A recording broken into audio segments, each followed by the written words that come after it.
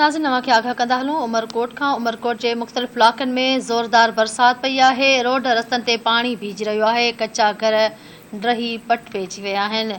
छोर ढोरो नारो, सूफ़ी फ़क़ीर, चील बंद, राजा रस्ते, ग़ुलाम नबी शाह ऐं ॿियनि इलाक़नि में बि ज़ोरदार वसकारो थियो आहे। ख़बर अव्हां खे ॾेई रहिया आहियूं। उमरकोट जे मुख़्तलिफ़ इलाक़नि में ज़ोरदार बरसात थी आहे। बरसात जे करे रोड रस्तनि ते पाणी बीहजी रहियो आहे। कचा घर ड्रही पट थी विया आहिनि। छोर ढोरो नारो, सूफ़ी फ़क़ीर, चील बंद, राजा रस्ती, ग़ुलाम नबी शाह ऐं ॿियनि इलाक़नि में बि ज़ोरदार वसकारो थियो आहे। अव्हां खे आगाह कयूं पिया। उमरकोट जे बाबति अव्हां खे ख़बर ॾींदा हलूं। उमरकोट जे मुख़्तलिफ़ इलाक़नि में ज़ोरदार बरसात पई आहे।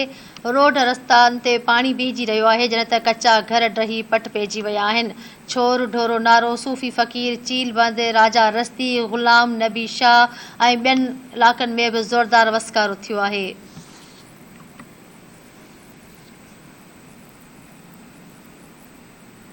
ख़बर अव्हां खे ॾेई रहिया आहियूं। उमरकोट जे मुख़्तलिफ़ इलाक़नि में ज़ोरदार बरसात पई आहे। बरसात सबबि रोडनि रस्तनि ते पाणी बीहजी रहियो आहे। कचा घर ड्रही पट थी विया आहिनि।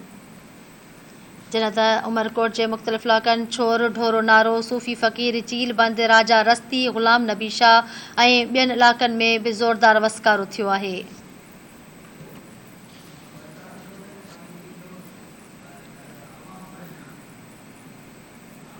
ख़बर अव्हां खे ॾियूं पिया। उमरकोट जे मुख़्तलिफ़ इलाक़नि में ज़ोरदार बरसात पई आहे।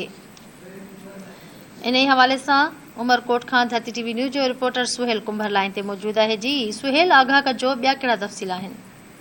जी बिल्कुल, तव्हां ॿुधाईंदो अमरकोट ज़िले के मुख़्तलिफ़ इलाइक़नि में जेके अॼु सुबुह खां वसंदड़ तेज़ बरसात सबबि जेके उहो मुख़्तलिफ़ रोडनि ते पाणी बीह वियो आहे। केतिरा ई जेके कचा घर आहिनि उहो ॾही पटी आहिनि। अमरकोट ज़िले जे मुख़्तलिफ़ इलाइक़नि छोर ढोरनारो, ग़ुलाम नबी शाह, डुगू फारम, चीलबंद, राजा रस्ती, सूफ़ी फ़क़ीर ऐं ॿियनि अमरकोट शहर जे जेके मुख़्तलिफ़ पाड़नि में जेके वसंदड़ तेज़ बरसात आहे वो मुसलसिल जारी है। गुज़िरियल 4 कलाकनि खां जेके वो तेज़ बरसात सबबि जेके वो सिविल अस्पताल उमरकोट है, डिप्टी कमिश्नर ऑफिस है, उन समेत शहर जा जेके मुख़्तलिफ़ जेके इलाइक़ा आहिनि उते जेके पाणी बीहजी वियो आहे। उन करे जेके शहरी आहिनि सख़्तु मुश्किलात के मुंहुं ॾेई रहिया आहिनि। मुख़्तलिफ़ इलाइक़नि में तेज़ बरसात वसण करे जेके गुज़िरियल 5 कलाकनि खां जेके बिजली आहे वो बंदि थी वई आहे। बिजली जे हलंदड़ कारोबार आहिनि उहो जेके वो सख़्तु मुतासिर थी वियो आहे। अमरकोट ज़िले जे मुख़्तलिफ़ हंधनि ते मुसलसिल तेज़ बरसात वसण करे जेके हज़ारे एकड़नि ते जेके बीठल वणनि ऐं मिर्चनि जो जेको फ़सुलु आहे उनखे कापारी धक रखियो आहे। आबादगाह जेके आहिनि वो सख़्तु परेशान आहिनि। मुख़्तलिफ़ हंधनि ते जेके वो कचा घर ॾही पट थी विया आहिनि। मौसमियात खाते तरफ़ां जेके अमरकोट ज़िले में वधीक जेके ॿ ॾींहं अञा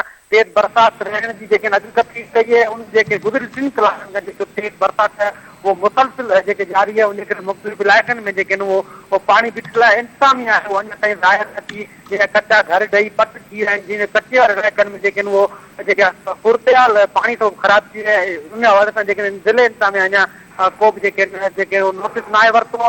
मुसलसिल जेको बरसात है उहो जेके जारी है। शहरी आहिनि आहिनि ऐं सख़्तु मुश्किलातूं थी रहिया आहिनि। जी सुहेल, इहो ॿुधाईंदा हलो त छा के जानी नुक़सान जा इतला मिलिया आहिनि?